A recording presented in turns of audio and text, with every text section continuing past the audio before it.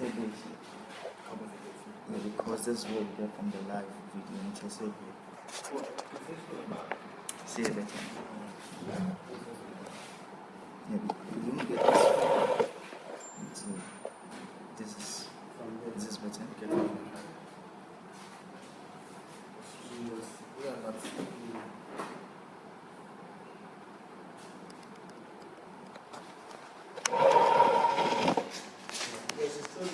Okay.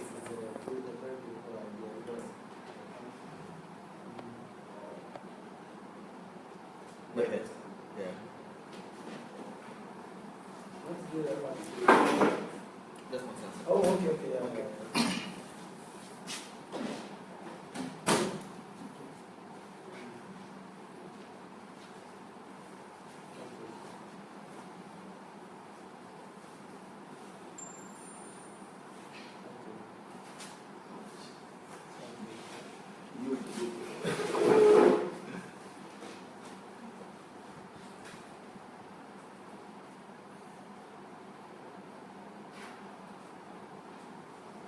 That's fantastic.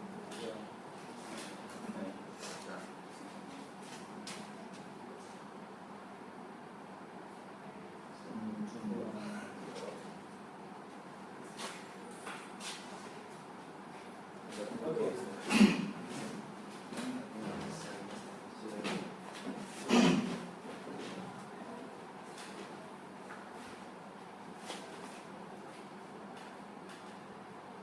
Are you checking that? No.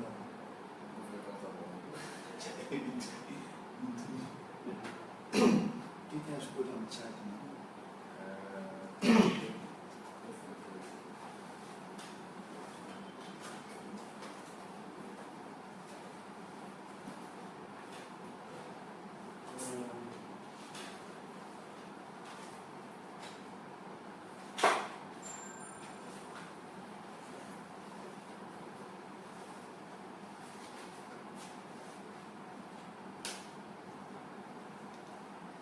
In terms of the what?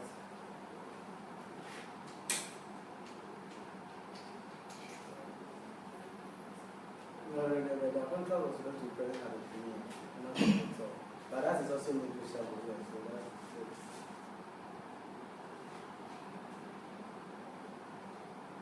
Exactly. I mean, that we have some clauses that say certain things will be negotiated. So if you pass it through as means that you can negotiate for it to even get it cheaper than that.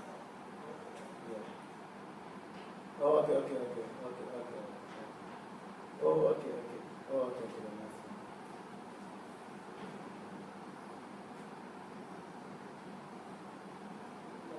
Well, this one we are looking at the border from your area. Say, yeah.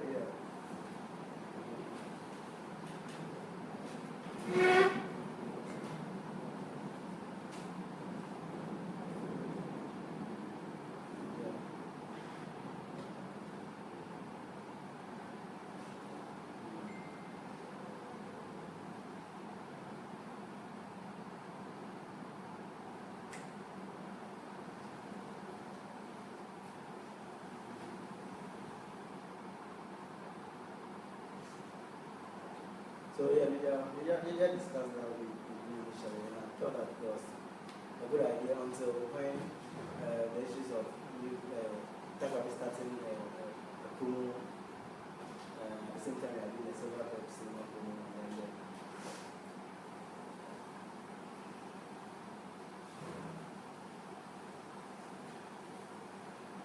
yeah, exactly.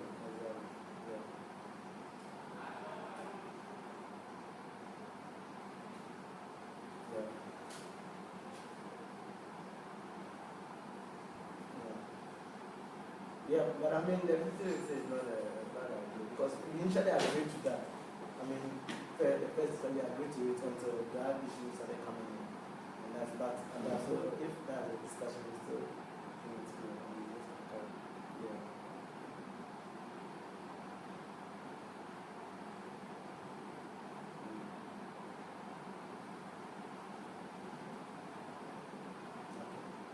So I was telling Lydia that I I mean, this is a proposal because my friend, who is Kofi Asamoah, is also releasing his film on the Easter weekend, which is 14th of April. Yes. And we are good friends. So when he's supposed to have started his promo a long time, but because of me, my promo, he has relaxed for me. You get my point? Yeah, he's told me. Yeah, he's told me.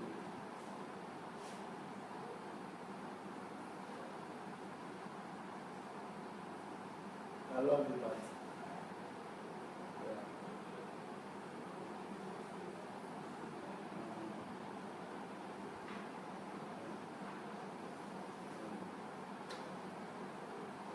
So no, I'm not scared. No, I'm not scared. I'm just saying that in your interest, that's what I'm going to say. That so that it doesn't look like a clash kind of things, stuff like that. I don't really want to play. So I'm just saying to you so that. But if you 14th April, which is a Friday, Good Friday. Okay, that's fine. That's fine. Yeah, that's fine. That's fine.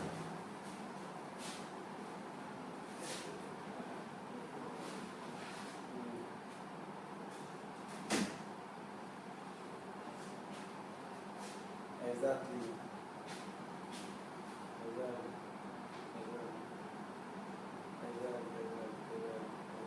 I think that our film is so good that the recommendations and comments coming there, analysis coming on is so positive that it's just getting people to go and watch in the cinema. So if you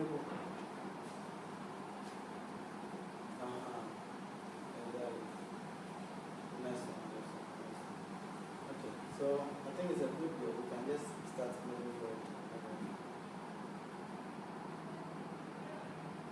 Yeah, sure, that's fine. That's what I was going to ask for it anyway, because everyone we are dealing with after the premiere, yes, has to sign a contract because we just don't want to that. So,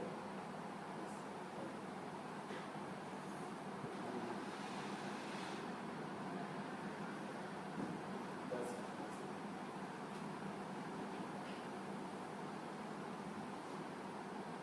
That's fine. That's fine. Peter. All right. All the rest.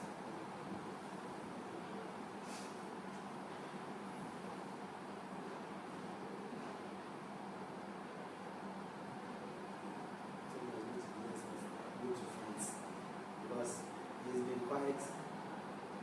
Normally, when he's shooting his film, he's doing the behind the scenes. But this I didn't do it. He shot it, but he don't release them because of my phone. So if also now in my career I want to show somewhere else, I have to do it in such a way that it's not Right, no, yes, so that I don't look like. That's what I'm saying. Say, oh, why are you afraid? No, I'm not afraid. I say, why are you afraid? it's about It's just friendship. Yes, because we and I talk every day, like starting issues and talking about those kind of things. So I don't I was quiet for you and you are making this. You understand what I'm saying?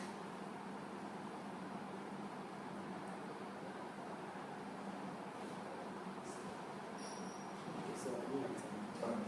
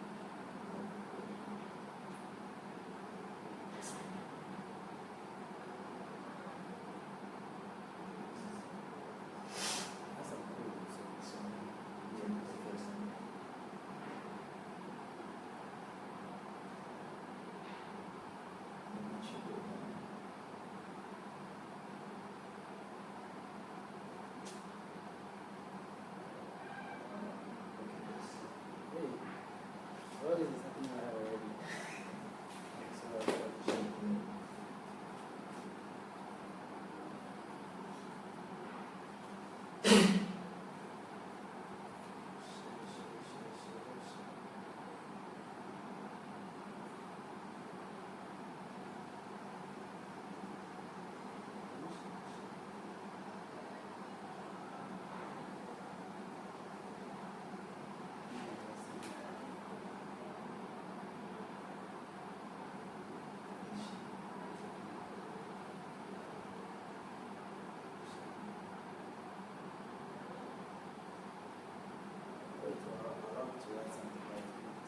A show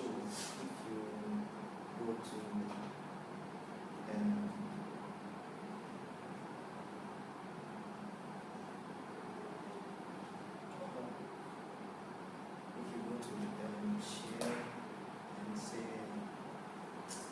so whatever, so I should do on the share.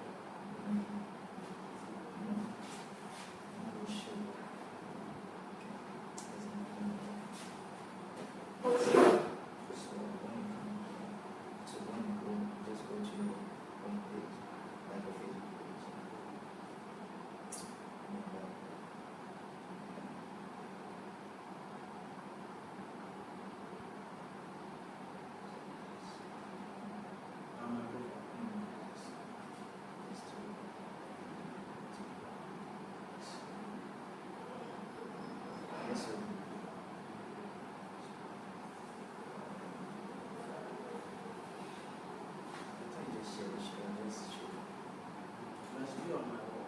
yes, yeah, when you go to your you can share.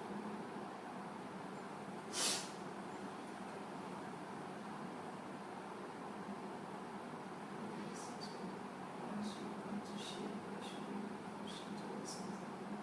Or just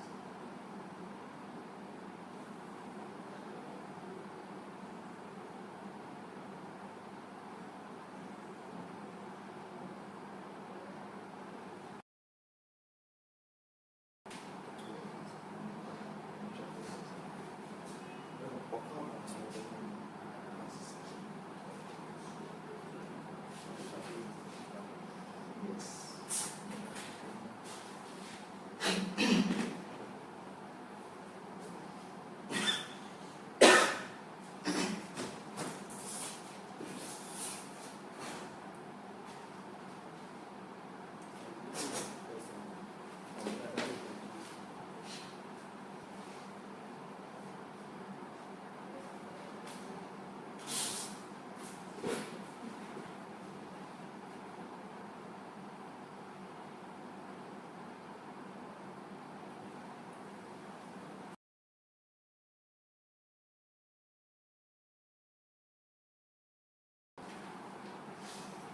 Okay, it's back on.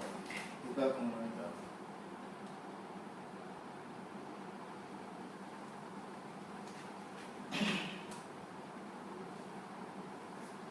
So you can go. Right? How you know? Yes. The 40 minutes. I know. We're just doing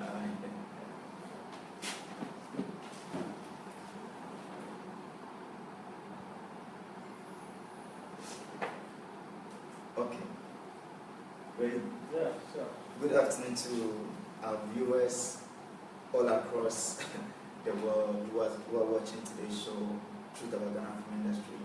We are so privileged to have our humble director. Are you a producer too? Yeah. Well, we'll get it. Yeah. Humble director Peter who worked on Keteke as a director. You're welcome to today's show. Thank you very much. So, welcome. I just want to take you into the show, like through the show. This show, we speak plain. We don't hide anything. Since we are concerned. If it's bad, it's bad. If it's good, we say it's good, and then we move forward. If we have to mention it, we make sure we mention the name so that people can change or do well or maintain the good that they are doing to make sure our film industry keeps getting better. I want to congratulate you on your recent premiere. I mean, we will talk about it whilst the show goes on, but for now, I just want you to tell us who Peter is. And I mean, we want to get to the audience. I know people have heard a lot about you. Surprisingly, I went online. I couldn't find your picture. So people don't know who even Peter is. So we want you to tell us a bit about who Peter is.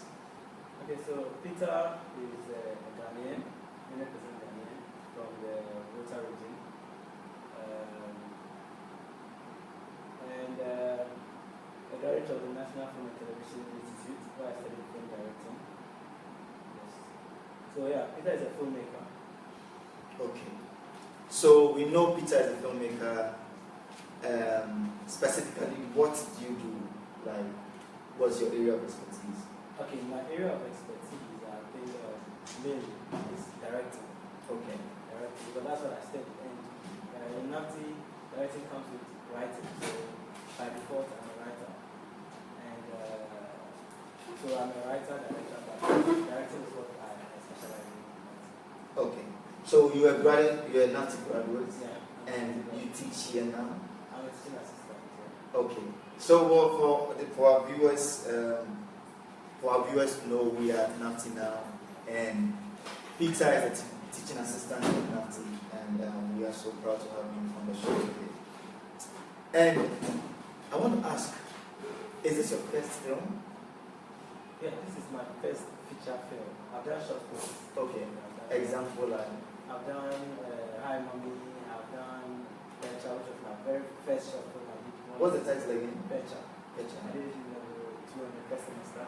It's also won some award again. Okay. That was my very first. And then I did The Traveler, which I was going around the world in Africa. I've won a lot of awards, including the biggest and oldest film festival in Africa, Festival. Okay. So, yeah, I've been doing a lot of short films. And then after school, I did a comedy series called Master in Premise. I don't know if you've heard of it. Yes, I've seen that. Yes, I've it seen showed on Rice at one last year. Yeah, we continued the season 2 this year. And then Keteke is my first feature film. I just started to give a shot to the feature film to see how it's going to look like. Great. And you blew the mind of people. Well, that's what everyone is saying. I can't wait to talk about Keteke, but I think the other things we need to be talking about. And we're receiving a lot of comments, and they are all saying big ups to your movie and things like that. But we'll get there. We'll get into Keteke, but we want to talk about other issues related to the film industry before we even get into Keteke. Peter, what made you decide to go into film? Because I will use myself an example. When I finished junior high school, before I go into the senior high school, I was in a drama group. My parents didn't support me. Even though I made good grades at the junior high, they said choose between school. They said choose between school or drama. And I said I want to do both. But they said, oh, you have to choose one. But I insisted that I want to still go to school and still do my acting. And later, they allowed me. So I had difficult challenges. I mean, starting as an actor, even when I finished high school, they said, go to the university, go and study something. I said, no, I want to still go to film. That's how I went to Ego Drama College to study film acting at Juliet Asante School. And I'm proud and I'm so happy I went into film. Yeah. But what made you to go into film? I think my story and yours are not too different. Okay, sorry. The audience said they can't really hear you. Okay, so I really apologize. I'm suffering from some cold if you can feel. Yeah, I can feel I'm it. trying my very best. Yes, please. Yes, so take it easy on.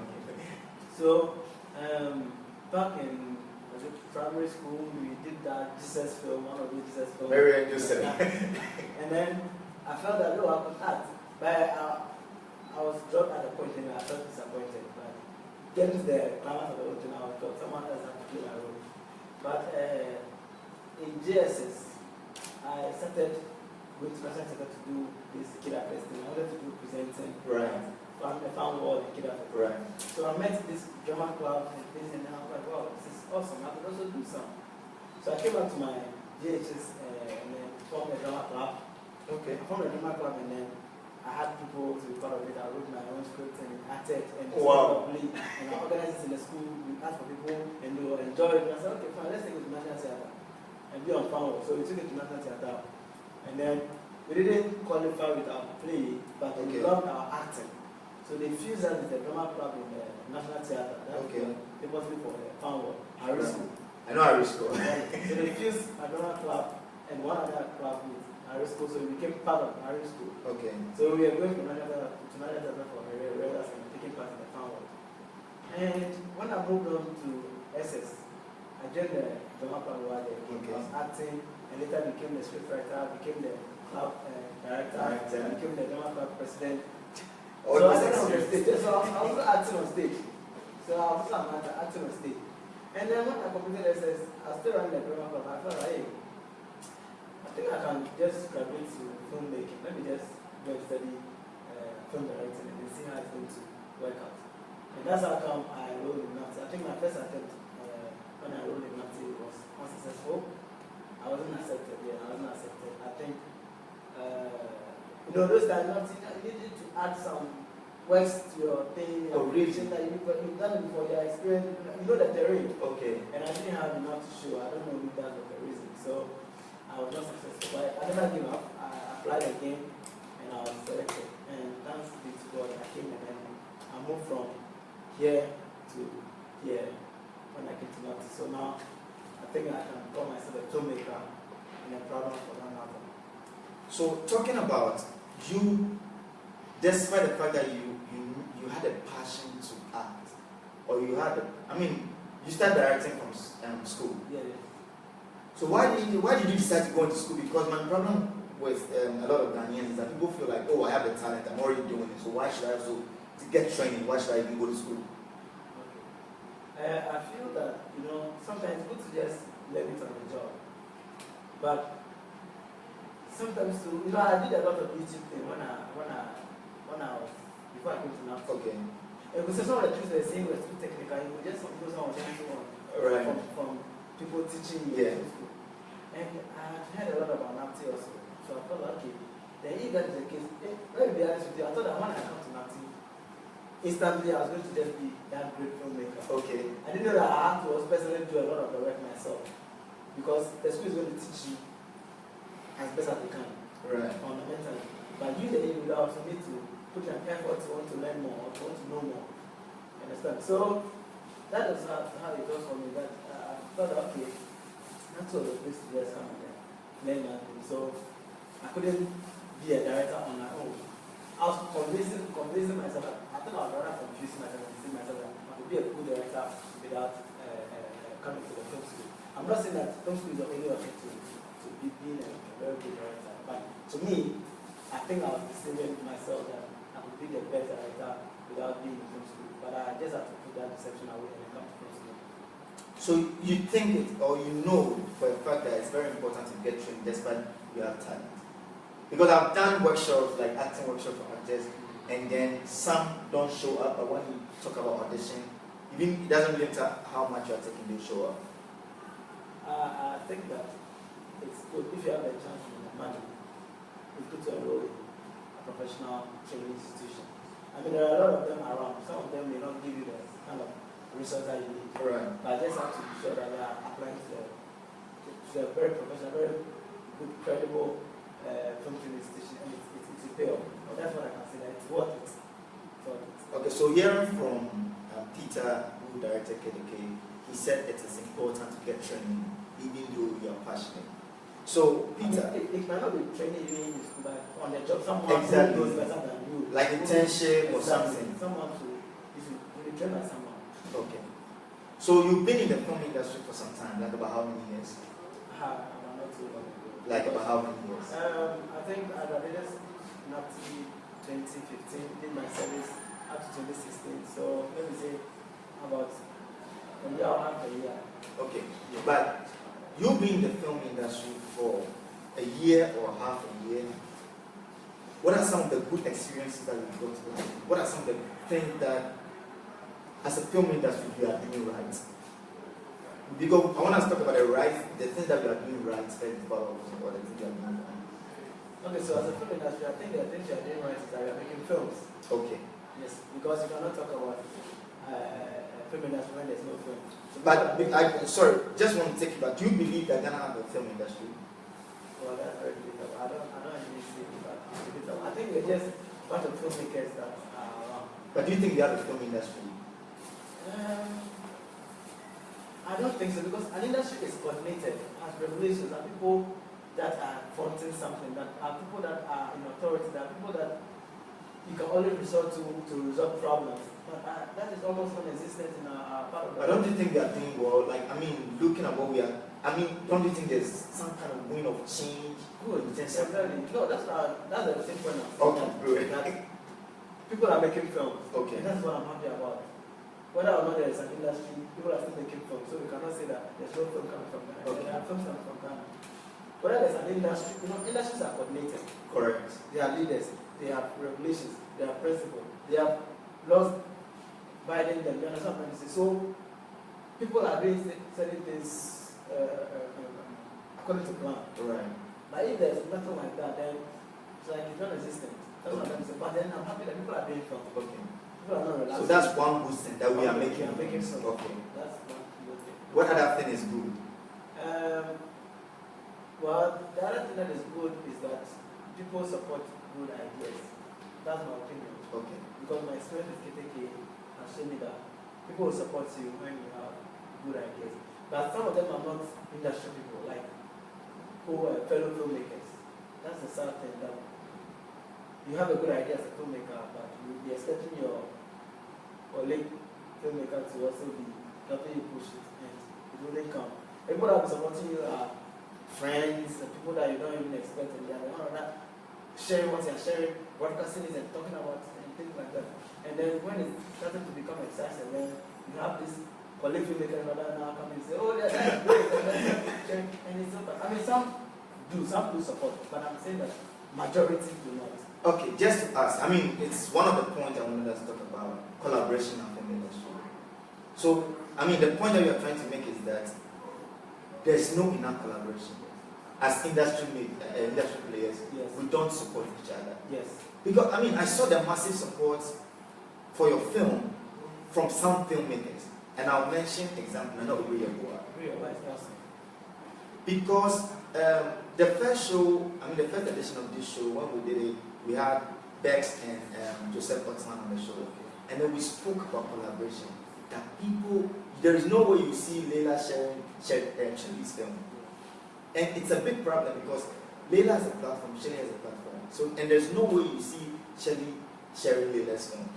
Why? I don't know. That's a question everybody has been asking. Like, back to Nana Abreu, I personally don't know Nana Abreu. Okay. I don't know. I've never met him, but I've heard about him. I mean, when he did his film. The Kes one. So I was like, oh, okay, this is a new breeze. And then all of a sudden, someone shared the post, and I saw Nana Abreu and then Keteke is in there, and I was like, oh. I was amazed. And trust me, I think that it has got to do with his orientation, where he grew up. Correct. The West, they don't care about this kind of competition. Is that my brother is doing, let me just beat him. No, come on, we are all making different films, different ideas, so there's nothing like I want to. So you will see, like, recently they also commented on my film. We'll talk about it. Okay. You know, there are certain mindsets that make you feel like, no, come on, I've had my 10. This person has his Right. Let me just help him also to get there. And I was so touched by that. And I was like, come on, this is a very good eye-opener that filmmakers need to support each other. So I'm very pleased with that. But I don't know why I don't know if it's a competition or is it shared superiority or whatever it is. Probably I think is not even what the problem is. So something like that. So maybe they are just doing it for because they are not in the mood to do it or something. So I can say that collaboration is actually missing from our part of the world. But I feel like the massive support that was given to you on Keteke is some kind of change that is coming to the industry. Because me, for instance, I'll keep talking about it. Bex, I know we keep talking about it. There are people who want us to collaborate more. The last time I had a conversation with one director, Abuidi, I don't know if you know him. Yeah. Very impressed with that. Okay. So it's also about we collaborating and doing things to support our movie industry. If we go individually, even to government, individually, they won't even listen to us. But if we're a body, that would rather make us like they will look at us again that we're authentic. But talking about collaboration, you know about GAFTA. Do you think it's a very good union that Ghana film as a whole should rally around it? You are putting in a tight corner. And that's what the show is. Yeah. You know, GAFTA, the idea of GAFTA is brilliant. It's so good. It's so good. I love it. If GAFTA is supposed to just implement what the idea is, what its core mandate is, or what its core mission is, I think we'll be good as a country and as filmmakers. But I'm on the platform for GAFTA. I don't know. I think we do a lot of talking, I want to see results. You know, I'm a young filmmaker. One day I'm going to see someone somewhere and going to ask me, what work do you do? And I'll tell the person, I'm a filmmaker. It means that is my profession, that's my job. It's supposed to give me money, that's what I'm supposed to eat from. Good. You get my point? Yeah. So if I have a union or an association that's supposed to be fronting me or to be representing me, and what we do is we're talking about it, and then one idea drops on the page. We talk about that this is very good, we should have a workshop on it, and we should have a discussion, and then it ends there. And we don't see practical implementations of it. Then I don't know, like I have issues with some of those things. We see our brothers somewhere doing film every day. They don't have they don't even have a group. They don't even meet anyone. And they're making film. They'll keep on saying, okay, and then GAFTA must look into this, and GAFTA must do something about that. Nothing is happening. I'm being honest with this, that I need to see GAFTA more proactive. I need to see GAFTA saying that, okay, guys, who has a story? Let's bring this story together. Let's make it and then say GAFTA partnership. Let's look for funds to produce this film as GAFTA. You understand what I'm trying to say? Oh, let's do this and then say it is coming from GAFTA. I don't say, we just talk a little too much. I'm on the page too, and I've also had like my say so far as GAFTA is concerned. I've spoken about it with Zoko a couple of times because the first day I got to know about GAFTA, he told me, and I said, how come you guys don't exist? Like nobody knows you. And he said, oh, we are working underground and stuff like that. But something like working underground. You see, okay, there's a new president. I want to see the vibrancy you bring on board. Okay, he's my lecturer, former lecturer, and he's still my daddy. So I want to see what there's nothing like working underground. Take my point. If you work underground, no one sees you. You're not working. True. If you are working, it must manifest. People must. How long are you going to work underground? How long has GAFTA existed? And you're still working underground. You've been working underground for how many years? So many years, and you're still working underground. What are the fruits for us to reap? Do you get what I'm going to say? Individual members of GAFTA are all what? Trying to make film. Like I'm part of GAFTA. I just made a film. Yes. But that's how GAFTA is doing it. No. I started broadcasting this on this page, the GAFTA page and things. But I was expecting that some collaboration would come through. So my attention also be paid to the whole thing. Things like that. But it's not coming. If I'm not asked for it, now I'm not playing the GAFTA man. If I ask for collaboration, maybe I would have seen how they would have helped me out. But they should, they should look at the opportunity and take it. That's what you're coming to. So if I have now approached you, and then you see an opportunity in it, you can also say, oh, Charlie, this thing you're doing sounds good. We would like to come on board as, because I've had people contact me and say, we would like to come on board. GAFTA could have also done the same thing. But they'll be quiet. Probably they're working underground. Maybe they'll approach me and then, if I say they, it's not fair because I'm also part of GAFTA. Yeah. But at the end of the day, I'm only a member. I cannot take decisions on their behalf. Yeah. Are you part of any other union? I'm in all the associations that belong to GAFTA. So it's still GAFTA. But 5PAC is not part of GAFTA. No, I'm not in 5PAC. I don't know. Are you not of 5PAC? I'm not of 5PAC. Is there a beef between 5PAC and GAFTA? No, I don't know. It's just a yes. I've heard that there's some strong feelings among the two, but I don't know. I don't have evidence to that. That's why, this is one of the reasons why industry is difficult to even grow. This one wants this. This one says no, it's not for us. And now this one also wants this. This one says no, it's not for us. And then it's a clash. You are still there. Okay. I just hope we bring a change to. So we've talked about some of the good things. What are some of the things that you wish would change in our movie industry? I think that first and foremost, government should somebody say government too much, but the truth is that I've experienced it. Initially, I was not so forthcoming talking about movies and because I'm not done something, but now I've experienced it. So I think that the major challenge in filmmaking is funding. Correct. That's a major challenge. If I tell you how Keteke was funded, We'll go into it. I feel that the government should also pay more attention to filmmaking and find a way of helping people to fund their film. And by so doing, people are also going to be willing to promote Ghana through their film. You know, people make films and people are expecting that people will promote Ghana through their film. How can I promote Ghana through my personal funded film?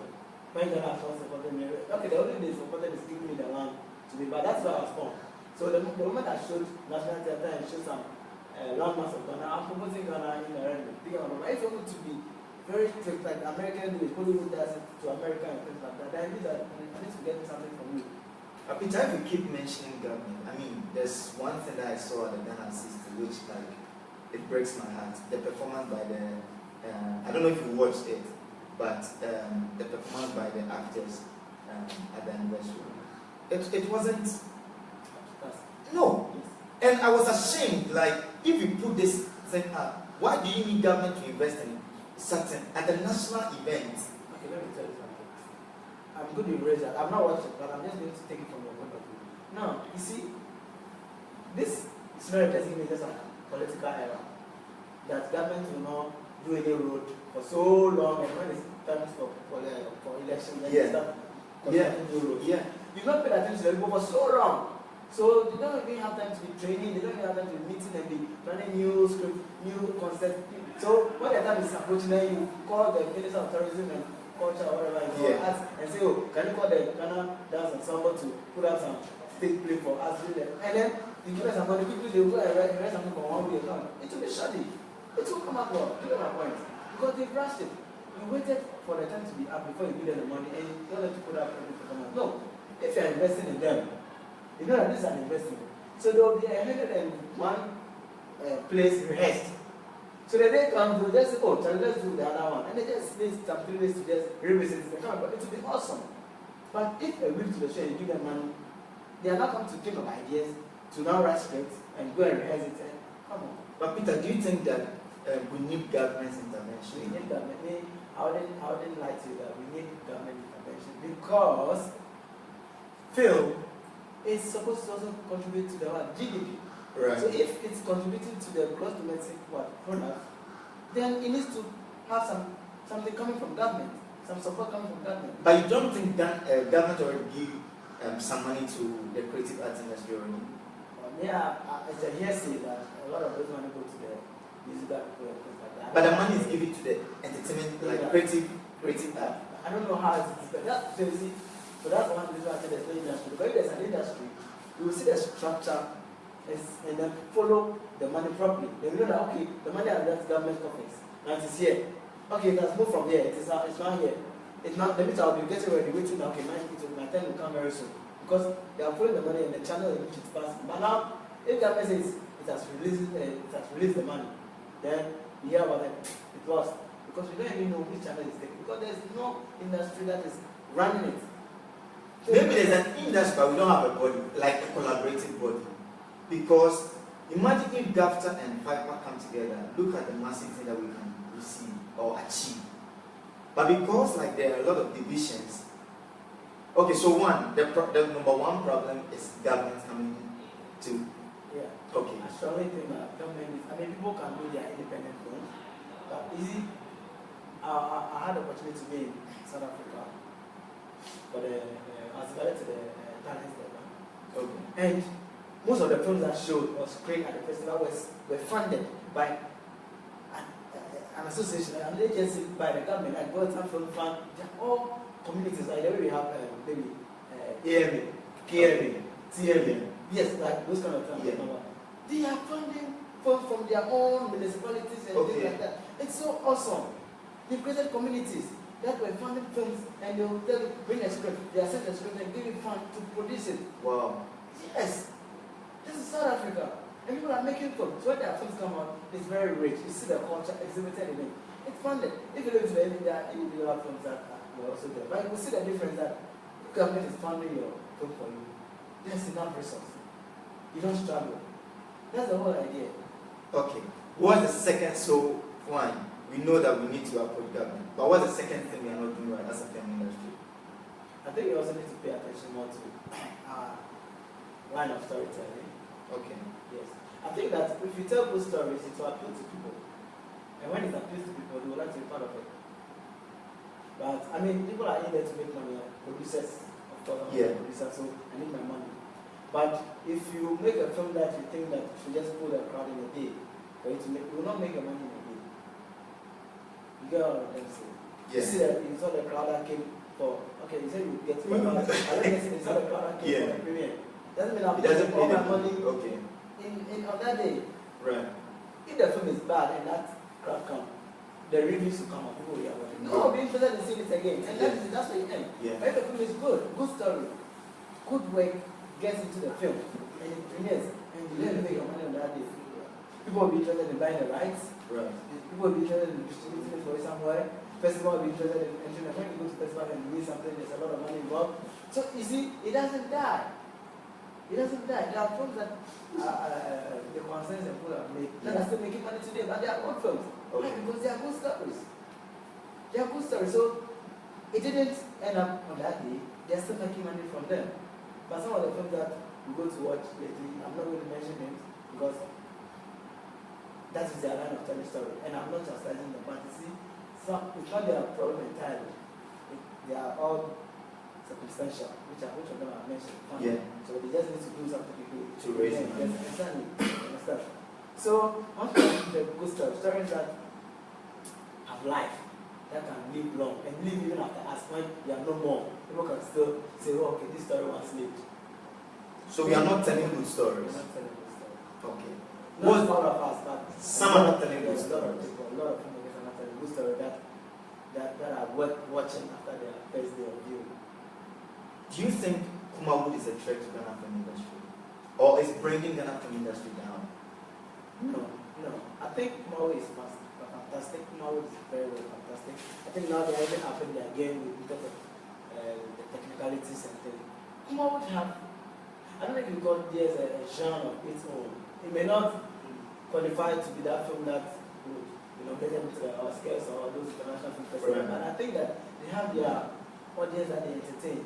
Do you get my point? Yeah. And the only thing they need to be attentive to is the technical aspect. But in terms of story, I think that they tell interesting stories that relieve people. You know, there are people that are not fond of these stories that are so serious and you have to go and sit in the theaters and watch them with your hands on your chin. No. They are stressed. They want to laugh about something. So one gives it that. You know, but there are sometimes they drag the story so much. They run substance. So they thought that this thing should be dragged so that we get 60 minutes or 70 minutes or 90 minutes. You know, and I think that more is not a bad idea. They mature in terms of technicality and their storytelling. So if you are hired to work in a Kumawood movie, would you do it? I would do it. My challenge would only be that I'm told that, you know, the actors, I mean, just a yes, I'm not saying it's a Okay. that they like to go for one thing, and if you have to repeat the thing or you know, from a different angle, the dialogue is just going to change and things like that, which is very true. And that's what my challenge is going to be. But I don't think it's going to be so much of a challenge because as a director, you need to also be ready for improvisation. Right. Understand that? Okay, there are impulse. How do I tackle this? But things are going to be problematic when you're on bench editing because you can't seem to have the continuity. Right. Everything is going to be out of continuity. That's the real challenge. But if you are hired to work in oh yeah, come on, why not? I'm a director, that's my job. Okay. Yes. So I want us to talk about last challenge in our film industry. Last challenge. Last challenge Or something that we are not doing right as an industry. Okay, I think that marketing. You know, a lot of people feel that, okay, the film is about the making. No. If film is your job, your profession, then you must make money from that, I was saying. Right. You have a lot of people investing all their money into the making of the film. spend a lot. If your budget is like 50,000, 60,000, and they spend about 55,000 or 58,000 in making the film, and 2,000. Now they are done. They can't promote the film for both and what, and it's lying down. And they expect feedback from media houses and things to push them. I mean, some of them will do you favors. Friends will help you push it. I mean, with my film, I've had a lot of support in that regard also. Right. People will help you, but you also need to put in some efforts financially. There's going to be process. There's someone going to design program for you. Right. Someone's going to do something for you. Another way, Yeah. there's a hall to rent for premiere. There's a lot to do. You need to transport your cars to go and then do interview wherever stations, give you free publicity. And you get my point. Yeah. If you don't make permission for that, you invest all your money into the film. But trust me, you'll finish and your film will die. No one will hear about it. They only hear about the making. But how the film got finished or how when it is made, they don't even it's so quiet. And then you hear one or two posts on Facebook and you think that people are going to come. No. So it's publicity that people are paid to pay attention to. You're taking it for granted. Thinking like when the film is done, I have a film. So it's going to be premiere and that it's not magic. So publicity or marketing is It's a very vital role. because when people are making their film, they are not even thinking about it. They are not even thinking about release date. They are not thinking about anything. We are making a movie. Yeah. Sometimes if they don't know about release date, I will not blame them. Because you know sometimes you are looking at times that people are likely to see a film. Right. It's not a bad idea not to think of release date. You can think of making the film, you made a film, and now you have a marketing plan also arranged. You have a budget for marketing. Right. People are, so once you are done with the film, now you focus on marketing. Okay. Get a release date. Focus on marketing. So instead of in Hollywood, will tell you coming in summer, they might not mention exactly the day. Because they are now still trying to fix which day to be favorable for people to also come and watch it. You get it? I get it. So you don't sometimes have the release date before you go to the location to film. Okay. Anything can happen. True. And then you may not meet your release date, then you disappoint your audience. You get my point? So, I get it. So, like, what do you see? Do you see like our movie industry getting better? I see enough film getting better because people are getting viable. People are doing better. It's just that some people also keep doing the same thing they did ages, and you don't bring any new thing into it. I mean, as you grow, the film should grow with you. Your filmmaking techniques or ideas should also grow with you. You should bring new things in, so that people have a new feel that they've not experienced from me before. But people keep repeating the same thing. But I feel that we are coming a long way. More and more filmmakers are coming. But I also just joined the train. So I think that it's getting vibrant and it's getting good. I don't know what it was some years ago, but what I've experienced in some few past years compared to now, I think that we are getting there. Okay. We're Great. getting. Okay, I want us to talk about Leila's letter to the president. Have you seen it? I talked about not giving money to Like you are requesting for. Leila said that the president shouldn't give money to the film industry. Well, I think I disagree with unless she suggested how they can make their money. She also suggested. She said instead, set up a low interest loan scheme for filmmakers which they can access with collaterals or treaties with film strong nations so Ghana filmmakers can access grants and fellowships. Strong law on piracy, present time of public flogging for anyone caught with pirated film. Yeah, but I see, but I see that's a contradiction. I think it's a contradiction because if you say government should not give money to their people, and they are just asking that instead set up a loan.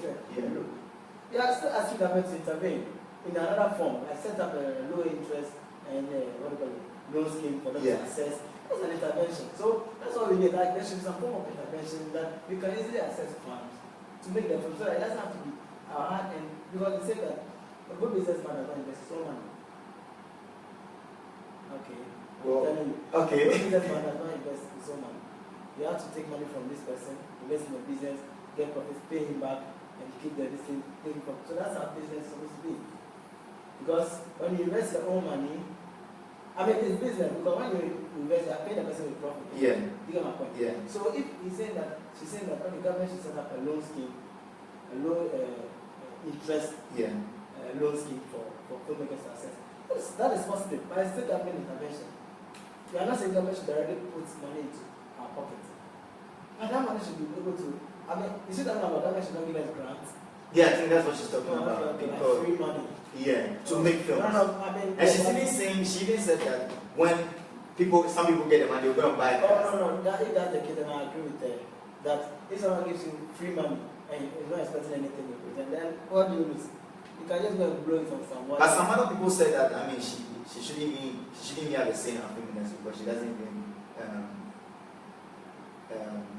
she doesn't even do well. Someone said something. Yeah, but she mustn't be part of our film industry too. Someone from Nigeria can hear this and make us a comment. Like, oh no, what can you say? First of all, it's ridiculous. Government shouldn't give you. My friend, if I give you free money,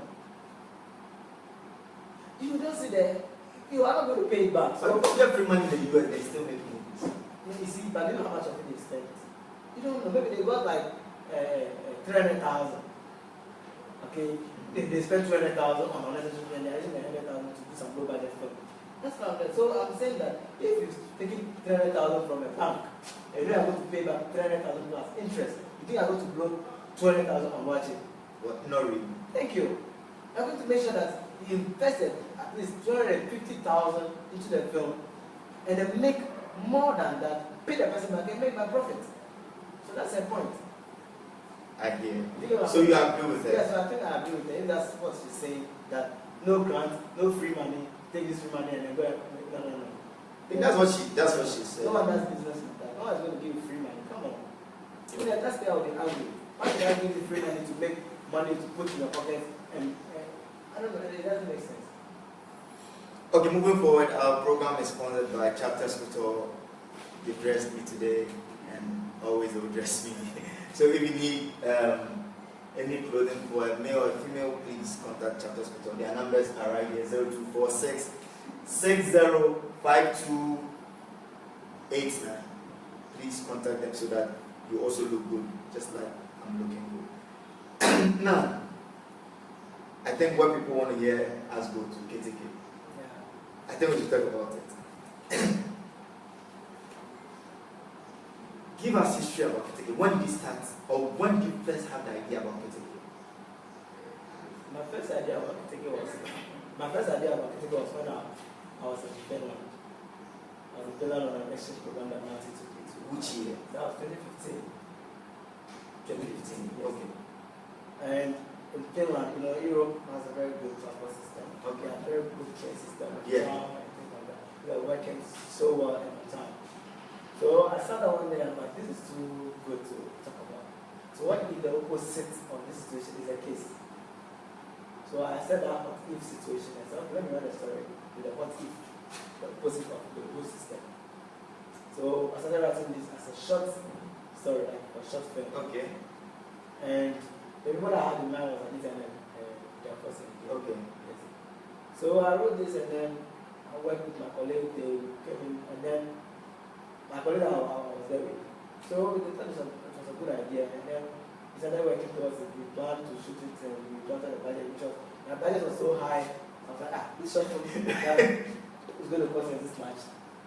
But we are still going to do it. So when we came back to Ghana, I said, Ghana was the right place to do it, because that's when I could get access. Right.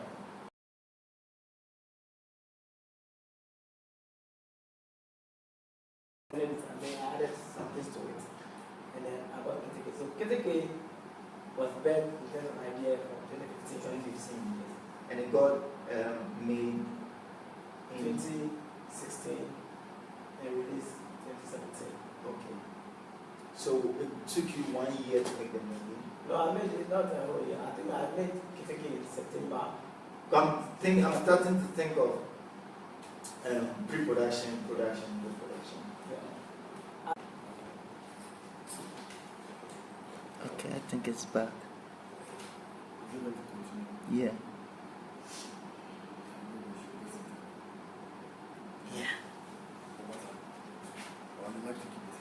Yes, fine. It's fine. So yeah, I mean, I think it's okay. So sorry, I had a little problem, but we are back again. So Keteke was shot in September 2016. But when did you start planning? I mean, pre-production. That was around. Is that like 2 months? So that was what? Like around July, I guess. Okay. So July, I guess, started pre-production, and then it's shot in September. Did a lot of work go into it? A lot of work went into it. I mean, a lot of work that sometimes I sit down and I start cursing myself. Peter, why do you want to do this? So did you ever wanted to give up? Like, Trust me, I almost gave up on Keteke. at what point?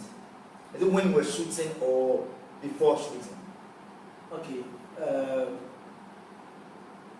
When I had shot,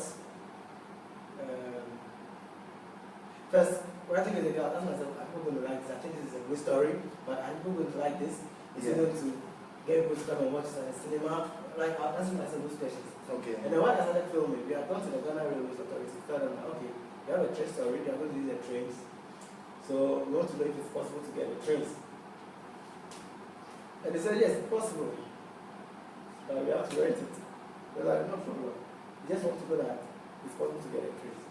Because we did it before we went and shoot other scenes. Right. Because the train is like 30% of the whole film. Okay. 30% of the whole film. And then, so as I was saying, so they gave us the go ahead, oh yeah, we can go ahead and show you other parts. What? It said that. But it's still live. It's still live. Oh.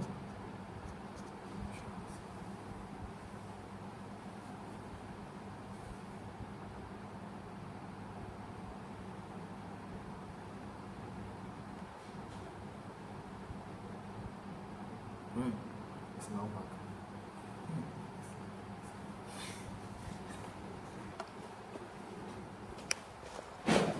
Sorry.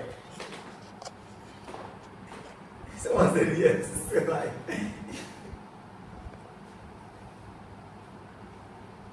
Okay, so Peter, sorry.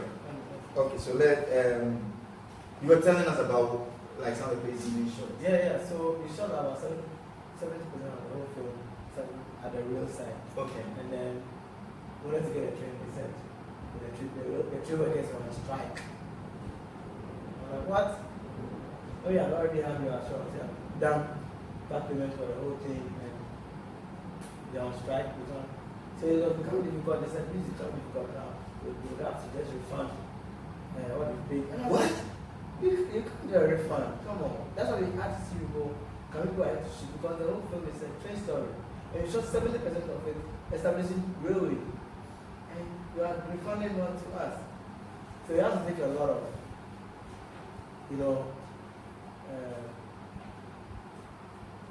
I don't call it persuasions and things. I had to get some. Even my director, Marty, had to also intervene at the point to talk on my behalf and things. I had to talk to their overall boss and stuff like that. Hey. Oh, it went so far. All I want was just panic. So I'll go to bed and I'll guess myself. Why did you want to do this? And look at this. If you don't complete this thing, instead of you just taking some camera and going to sit at some restaurant and then have some flashy, some jollof and shoot a film and have your film. You are there saying you're going to do something different, you're going to do a train story and then I thought myself again and said, oh, come on, Peter, if you don't do something different. Then what is that? Because a lot of things are in the system already. So yeah, you need to also make your presence felt. So if you just follow the trend, what is happening already, then you're just like one of them. So come on. So I had to discourage myself and encourage myself at the same time. And I think the motivation that finally pushed me was that I've done 70% of it already. So just push me to go. So I had a train for a number of days and then shot with. Yes. And that's how come we finished the season. Yeah. But also, I want to ask that, at least if you told us some of the challenges that you experienced, how did you rally the cast together? Okay, so as I was saying, when I was writing, I was picturing them Okay. in my head. Did you do an audition? No, I didn't. I knew who I was going to cast. Okay. I knew who I was going to cast. So I was giving them voices in the script. Okay. I was seeing my voices. On my first film, I didn't know how difficult it was going to be to get them, but I just trusted I was going to get them. So I started giving them voices in the script. And God being so good, I got them also. So, but I did know already, and we had had some discussions when I did some small screening of my short films and nothing back then. Came to watch, I wrote them, came to watch, and he loved them. So we discussed something along that one and working together. So it was quite easy getting to him. But why did you choose Ajete, not a Cosmeta Asante, not David Prince of Say, not Majid or someone else? I would have worked with any other actor, but I felt also that talking to Ajete for the first time, when he even did an acting workshop for us, my interaction with him, I felt so comfortable around him. I felt like he was someone that I could just work with. That's all. I mean, I could work with any other actor, but for that moment, I just felt that he's that person that can transform so quickly to fit the role that I want to. Did you direct him? I directed him. But you know, people have problem directing like our big stars. And Lydia, I've been told that Lydia, every platform she goes to, she can't stop saying how I directed it. People, you see, the truth is that actors have their own voice, they have their own life to live. They want to bring it in every film. Right. So if you're a director and you don't have control over your actors, then they're going to be like that's the matter that they see in other films. And actors, if you are a director, you cannot tell them what to do. They can't trust you, then they'll be directing themselves.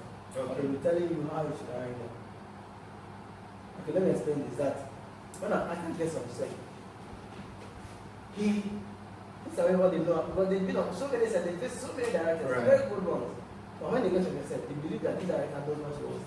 So they want to listen to you. But when you're directing them and then they're also looking at their image on screen, people are going to say, what I'm doing is believable, is it making sense? Their reputations are at stake. If they can't trust you to give them the right instruction, they will start directing themselves.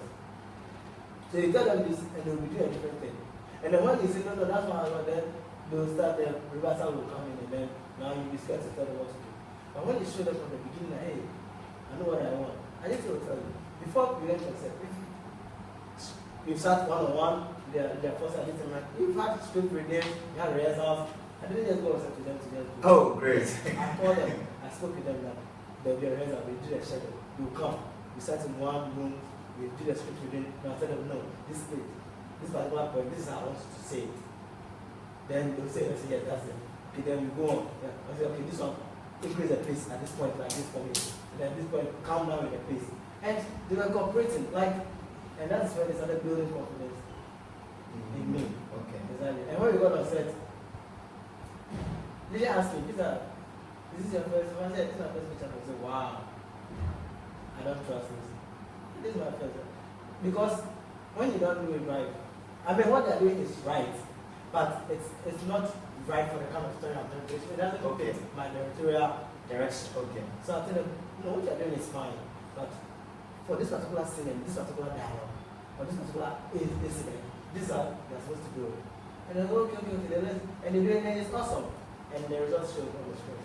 I'm glad you're able to direct our actor because one problem I have with our directors is they're not able to direct our actors. So you see, example, well, you see John Dumelo in a movie like this. The next movie is the same John Dumelo. The only time I saw John Dumelo in a different character was Amachende. Because he plays something different. He used a different tone. His walking wasn't the same like that fine boy thing. So, well, I hope we have more of you so that we can change the film industry. When you are writing the script, you are looking at the character's previous works. Right. And then you are trying to say that, okay, this is write them down, characterization, tell them this is how I want it. The way the person speaks, all of these things were written in my script. Oh, Like characterization, this is how he speaks, his fast pace, quick tempered, all this are characterized. So we are on the same page and we get on set and then just as well. They are talented actors, that are not to as a director, they have a vision. Just make sure that they are there to help you achieve it. Exactly. So you should tell them how you want your vision. Of course, I'll take suggestions. Sometimes I tell them that this is my vision. They say, oh, Peter, I'm sure. Well, when this one goes this way, I'm saying, yeah. What I say was so sensible. Let's try it. And remember, it's a teamwork. It's not like a one-man show. You are there to, as a captain, but at the end of the day, you are working with people who also have experienced other people before. So, the experience matters. Okay, so I have some comments I want to read. So Pinky says that kudos to your great job, and then she wants to know whether you intend using or you believe in using new talent for your movies. I believe in that. I believe in giving everybody an opportunity. I don't believe in just because you see, when you don't give more opportunities, then you all end up using the same places every time. If you watch Keteke, you've seen the law of new places. Yes, because I just feel that people should relate to some people should also relate to other people. But I just cannot. Celebrities sell the story. Stardom, I mean, everyone put the star system to sell the movie. People will come and watch it to get some money. But at the end of the day, you should also be remembered in something. Someone should be someone and say, oh, this guy, he gives some people some opportunity to also do something. It's a risk. Just like the boys from YOLO. I mean, when the guy won that award at the Ghana Movie Awards, he knelt down before what's his name? Ivan. Yes. Thanking him like with tears. Yes. For giving him an opportunity. Yes. So it's good when you give opportunity to the new ones, you've impacted people's life, an individual's life. Yeah. But when you give the opportunity to stars, you're just trying to impress audience. Okay. So I've tried to So please can you take that again? When you give people opportunity. When you give an opportunity to the new ones, you're impacting people's life, individual lives. Okay. That is, you're touching even other people, ordinary people that are ordinary, like the people that are giving opportunity. They also have hope. Okay. You get my point. But when you just give the opportunity to only the stars, they are just trying to impress the audience. Because you want to give them what they've seen every time.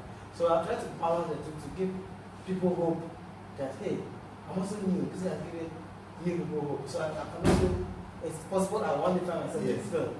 And then the audience also will have their stars over there to celebrate. Say, yeah, I think they're nice thing. Their boss is Keteke. So the blend is there. That's what I've tried to do. That's what I'm going to be doing in my film.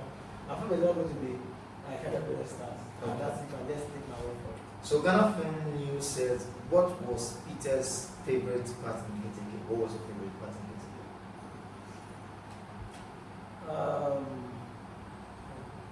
I think I enjoyed every part of it, but I don't think I have a favorite part. Maybe the white actor was in labor on the real track. Yeah. Because I remember the legendary version to direct that particular scene. So when you see the behind the scenes, you see me like behind the monitor because I was trying to be in the character that was in the one night I shouted, I was jumping around and things like that. Yes, that's me. I get crazy when they are doing it. I'm seeing myself. I'm trying to act like myself. I mean, just like this director, what's his name? The one with the Passion of Christ. I love that guy. I've seen him direct a couple of times. I mean, behind the scenes, he's so fantastic. And I mean, that's exactly what he does. It feels like if you have you see, there are different directors. You have a director that's very technical. His main concern is about the technicalities. The cameras, the light, the sound, and all those things. Those people, they will go for professional actors who can deliver. Okay. There are directors that also are concerned about acting. Okay. So, for them, they can work with any actor, whether new or old or something. So, what's your concern? I'm very particular about the acting. Okay. I pay a lot of attention to my acting. Okay. I pay attention. The way you do it, if it doesn't, I'll tell you, no. Do it like this. I want you to open one eye. So I'm very particular, and then I'm very, very technical. So I put the two together. Okay. I'm very, very technical. I want my shots in a certain way. Okay. So if it's not that way, I'll tell you, come on, my cameraman was very good. Richie Keteke is very, very good. Okay. But the truth is that, Is he also from Nancy? yes, he was my classmate in school. Oh, okay. But the truth is that, I also have a vision of what I want. We discussed it, him and I have discussed it, we have a shot to discuss our mood, how we're looking for, what kind of Okay. shots we're looking at, Okay. things like that. We've been on location to do a test shoot. I've been on location to do a test shoot. I went to the location. These are things that we don't even do in Ghana The here. test shots are there. I went to this test shoot, I went to my visual effects supervisor, we shot it, we went on the bench to do the visual effects to see how it's going to look like. If you shoot it. Yeah, they're all there. To show how it's going to look like. It's just that we didn't rent the train for the test shoot because Okay. yeah. I mean, But we went to the train station to enter the train to see how the interior was like and where we are going to film from, where the lights will be coming from, and things like that. We've done all those things. So we went to do the test shoot and we planned that, okay, because of this challenge, you know, we were trying to depict the 80s and there were a lot of houses right. around. Yeah. And that also helped us to develop a style. So you cannot show so much environment because you are going to be exposing yourself. True. So because of the test shoot, we knew our limits. So when we came on the bench, we tried out our visual effects. It's okay, this is like this. It's going to be difficult achieving something with visual effects. So let's shoot this way. So we knew exactly what we were going to achieve. And why did you use Clemento Suarez? I feel that I've worked with him on Master and Playmates. Okay. Because a very prolific actor, it's very, very interesting. And I just think that there's that synergy. You see, I didn't want people to take it too seriously, like they're so sad. Yeah, I understand. Let's bring that relief at the point in time. I was very interested in that kind of on the face comedy, like a slapstick comedy. I wanted comedy that is so real and touchy and true to the heart. So I felt okay, it's good to use him and Benjamin Carter because they are very good. They are very, but they've not been used very well in Thank Ghana. you. Yes, that's the whole thing. I mean, those guys, I love them, and I've been following them for a long time. And, So there are many times if we all keep using only the stars then we will not discover new ones. good. Someone said, the cool life said, I heard you went to University of Applied Science. Is that true? Yeah, I was at the University of Applied Sciences on the exchange program. That's Akaba. Okay. Finland. I was just telling you. Okay, yeah. I was in Finland. I was in two universities in Finland. University of Helsinki. Helsinki is the capital of Finland. Okay. And the University of Applied Sciences. I see. I was also in South Africa. I attended 3 universities there. University of Johannesburg. I was in Studying what? It's still film there. Oh, okay. It was also an exchange program. I was at ABDA, which is also a film school, and then I was at VITS, School of Arts. So you really took time to come to this. Yeah. I mean, you didn't just, it's not like a one day wonder thing that. No, but it was all through Nazi. I mean, Yeah.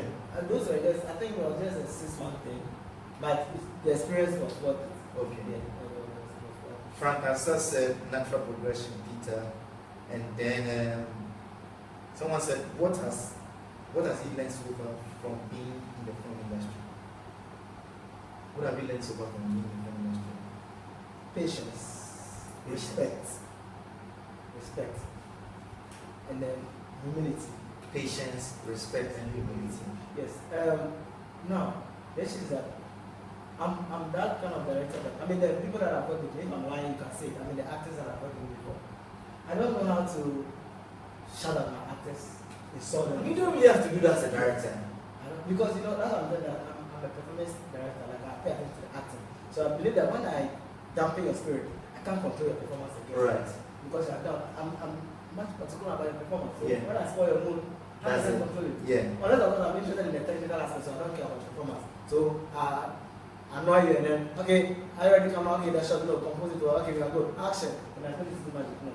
So I respect everybody on set. I mean, once in a time you flip up with your crew and things, that is normal.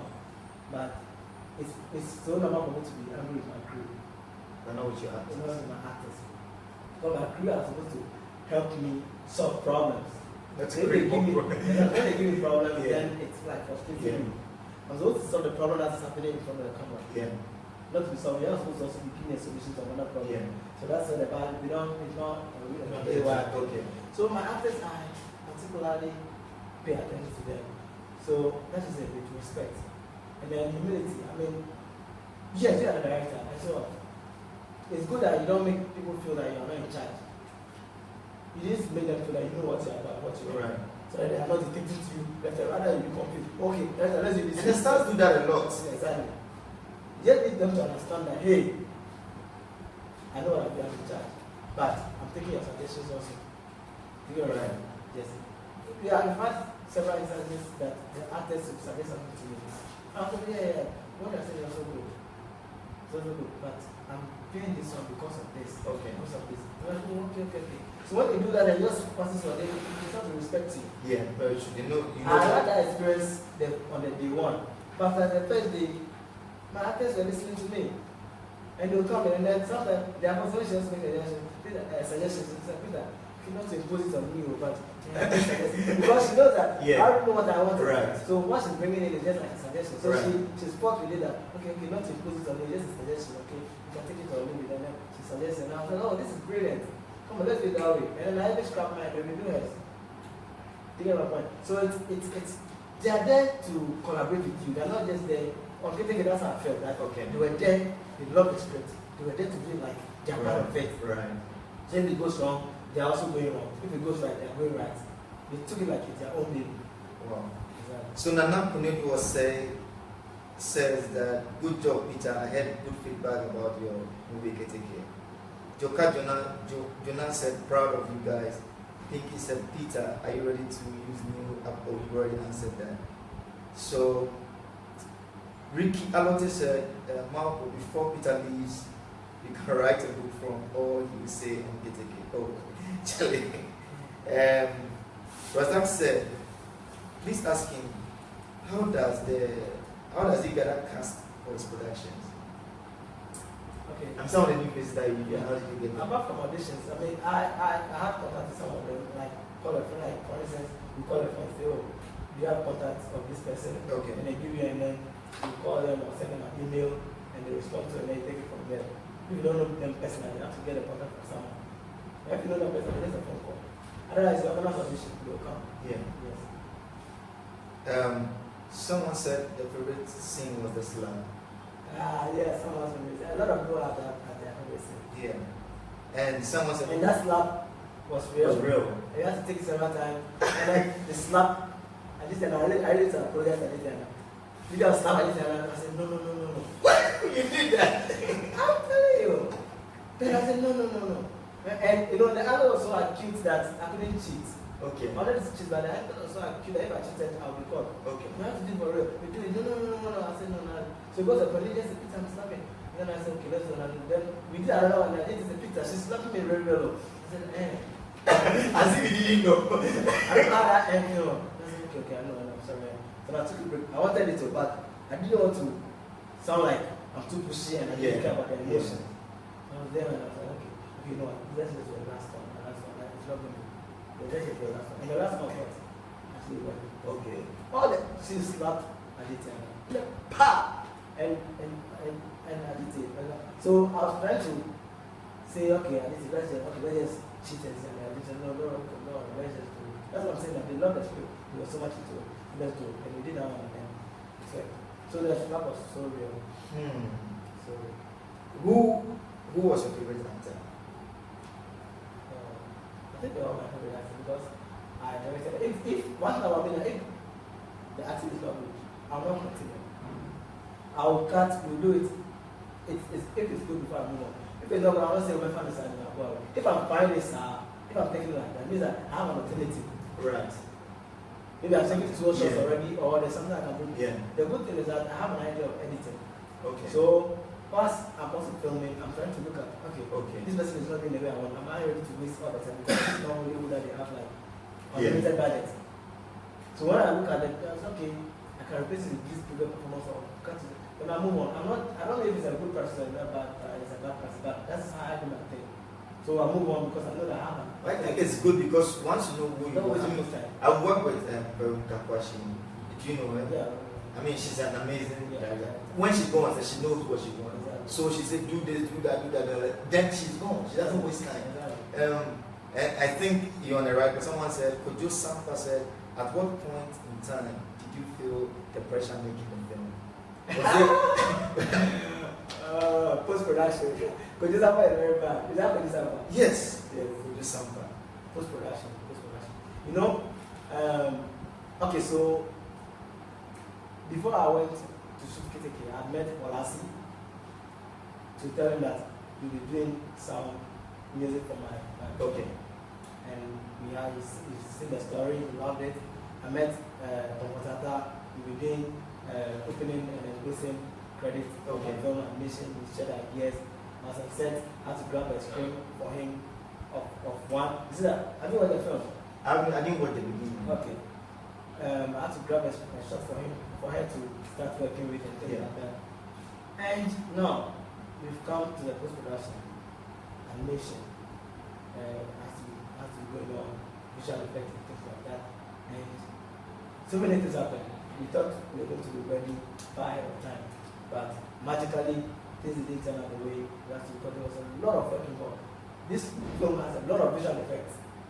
Yeah. You see, so simple, everything looks so real and so true, and you think that a lot of visual effects. And I must congratulate Kojo Sampa. He did an amazing job on visual effects. And so, Kojo Sampa.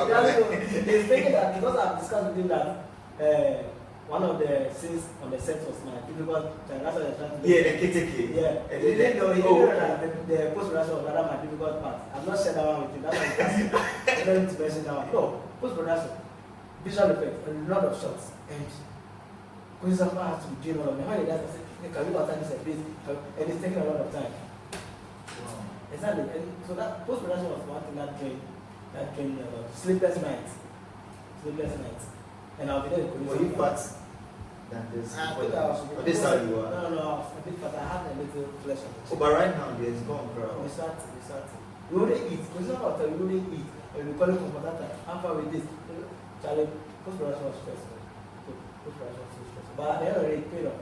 Yeah. Paid off. So Kojo, no, Joseph Akwesi said, what was the budget, and has Peter already broken even? How much from? Much from where? Well, what was the budget for the movie? Okay, we spent about 100,000. Have you made that money from? I mean, we are still Okay, in the process. So okay. the premiere just started. Before we even go and do the casting and things and stuff, we are hoping to. You know, that's what I'm saying, that premiere cannot give you the entire money. Okay. But if you have a good film, you can make. But you personally can make over the budget is spent. Oh, from the response we are getting and then from people that are even willing to get the rights to show and the discussion we are having so far, I think we can beat the target. Make more of it. We spent over 100,000. Far over 100,000. But you can't give an actual budget. It's not definitely because a lot of things have also gone out of the budget. That's what I'm trying to say. So even though we have a budget of about $175,000, but a lot of things have gone out of the budget. So we are just to also put it to get the final budget. Yes.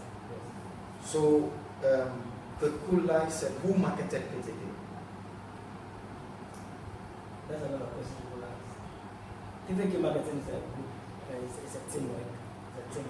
And since I'll be on Facebook, like, let me be honest, I will not lie about this thing that my friends on Facebook are awesome, fantastic. I just share something and then they start sharing it and it reaches a lot of people. Yeah. That works so much like magic. So I don't take people on Facebook for granted. Please, if you are listening to me right now, my Facebook friends, I don't take it for granted. I really appreciate you. I'm just waiting for a time for this period to calm down. I'm going to write a personal long essay to I'm sure it's in my plan. I want to be honest with people. Yeah. If you've helped me before, I appreciate it. I don't take it for granted. It's part of the plan. I'm going to write a very long essay to thank everybody on Facebook. You know, people have media partners and blah, blah, blah. I have Facebook partners. Facebook partners. Yeah. They really pushed this Keteke thing. Understand? I had a lot of media partners. I don't know to it. The Facebook friends are awesome. They are so awesome. I don't take them for granted. I respect all of them. So yeah, the marketing of Keteke So done by a group. A teamwork. Kojo Sampa is giving you trouble. He said, Peter can become a pastor. A fast for his member. Like he said, you can become a pastor. I can become a pastor. Yeah. I don't know what it means by that. Kojo Sampa, I don't really understand if you can come again so that we can. Well, I mean, if I'm called by God to be a pastor, I'll be a pastor. Everyone can become a pastor if you are called to be a pastor. You producer, but you can be a pastor. He said the kids asked me where is Uncle Keteke. I know Keteke now. People call me Keteke. I mean, when the hype was going on, everybody, when I meet people, they don't call me Peter anymore. They say Keteke. So producer kids now call me Uncle Keteke. Wow. So when I go, Uncle Keteke, I'm like, I mean, that's a nice name. Because it's your first movie. Because just like people do movies and then they call them by that name. I don't think. Even when I get on campus, nothing. People call me Keteke. My lecturer when they see me, Keteke. Yeah. I was like, wow. But it's good, just make me understand that the news has been. When people around me started talking about Keteke, when you tell me about Keteke, Keteke are from far, and you're my friend, I tell you it's not true. Because you're my friend, if it's not exactly. Keteke, they won't actually hear about it. I want people outside my comfort zone to hear about to say, yeah. So I think that is how the whole thing was. Frank Answer said, thanks for acknowledging your Facebook friends. And producer Sampa said he doesn't eat so deep in the night. Well, he experienced it with you, so I mean, that's how I sit with you over here. I've been doing some rounds. I'm not even eating yet. Wow. But it's not that it's deliberate. Sometimes you lose sight of it. But I think I'll be back to myself. You see, the thing is so much that you're already satisfied with the pressure. Yeah. So the pressure has just occupied the stomach. Right. One day we were there and Ricky went to back watch and then came out like, Charlie, even this is coming up with it's like a waste of time for me. But I went to eat it. I just ate a little, but it's not deliberate. There's so much pressure. Exactly. A lot of people said they wanted to come and film behind the scenes for their own documentary and things like that. But I forget about this sometimes. Not that deliberate. There's another thing about and the pressure that was going on. It would be good to film it by you. So that forget what I mean good. Yeah. But what do you think? What would you say is the secret to the success of Keteke? I mean, I'm asking because there are other filmmakers who are making great films who, I mean, don't know what you know. Yeah. Because I'm sure there's something that you did well, or there's something good that you did that made the film to be successful. What was that? Well, I had a dedicated team in terms of crew and cast. And I'm not saying about that, what they said. I didn't come across as I know it all. Okay. I was ready to collaborate, I was ready to listen. So when you're ready to listen to people, they're also ready to come along with you. Okay. And when you make them feel that you're equal to the task and you are just leading them to follow you like that, then they'll lead you to begin your own thing. I see. When you're but see, Lydia Foster is an amazing person. Lydia can call me and we talk for so long about an hour. Just trying to give me, she has experienced it before. Yeah. Why is she doing so? Because she could relate personally with me. If I have come across as, oh, you know what I'm about, Charlie. You are not allowed to come across. Just do what I say. Exactly. You know what I'm saying? But it's amazing. So I think that the reason I think it was success is because I have tried to make people feel that they know what they want. They are part of it. They are special. And they know. See, I don't know visual effects better than producer. I can do some 2x4 visual effects. But I know it better than controller. I don't know animation better than computer. Cinematography, I can handle camera. But I know it better than Kalido. You get my point? Yeah. Sound, I can handle sound. I know when sound is not good. I know I can suggest a message. I know I say, oh, let's test it this way, let's get it. But I don't know it better than him. The moment I left them to feel that it is their job, they are the technical people, they are the experts. Yeah. Then they're happy. Then they're happy to work with me and feel that, hey, they are proper. If I'm able to tell them how to do everything and feel that, hey, I'm the one, no, come on, they will not cooperate. So I felt that I was more tilted towards teamwork. Right. I like people to do their job. Unless of course if you don't do it well, you give me trouble, that's how I don't know how to be quite pissed. But if you are making them understand that you do your job, I'll leave you to do your job. When they tell me, Peter, let's stop because something is disturbing me, I'll stop. Because it's not my field. Someone says, Peter, stop recording. Who am I that I have to say, I won't stop? Am I a sound man? No. Come on and say, oh, this is disturbing my this thing. Can we tell it this way? Who am I the director to say that? No, let's shoot it like that. No, I'm not the cameraman. So when you allow people to play their role, and you trust them that, because I trusted them, that's why I called them. If I didn't trust them, why would I call them? So why would I come and not be listening to them? So that's what I think basically collaboration. Because Comfort came on Instagram and said that, you know why Keteke is successful? He said the film was not a one-man job. but a film where people from different artistic disciplines joined forces and made this beautiful film. Thank you. I think producer also said similar thing. Okay. Yes, that was great. You see, it's I think I do it naturally. That's how I am. I always want to have people's opinion on certain things. I need a second party opinion on certain things before it goes out. Right. When I did the trailer for Keteke, so when the trailer came out, people felt that there should be more. See, I said that, but when I did the trailer for Keteke, I called about 10 filmmakers, about 10 non-filmmakers. I did 2 different cuts of it. The first cut I did, I called those come and then they made me put. And then when I did a different cut. And then I called those people come and then they chose this. So the different parties came, and then the one I won is what from the both sides. The one I won what we released. Oh, I see. Yes. Because I couldn't sit in one corner and think that I'm going to please them. Okay. The others are the people that I called. Sure. And I didn't want to call filmmakers because they are going to be too technical. So I called someone who is not a filmmaker. Okay. Also to come in there. And they all went for one trailer, and I released it. When we released it, so it's free. Yeah. People loved it. It did. And they made suggestions, we tweaked it. It's not a one-man show. It's not a one-man show. People should be allowed to come. And when you allow collaboration to take place, you'll be happy how it is going. I don't know. I think I was making a film that people should love. And it turned out to be a very good thing that what I've done. And according to Leila, I think she said. I want to ask you about Leila. When you saw Leila's comment, how did you feel? I think I was really humbled. I was so calm.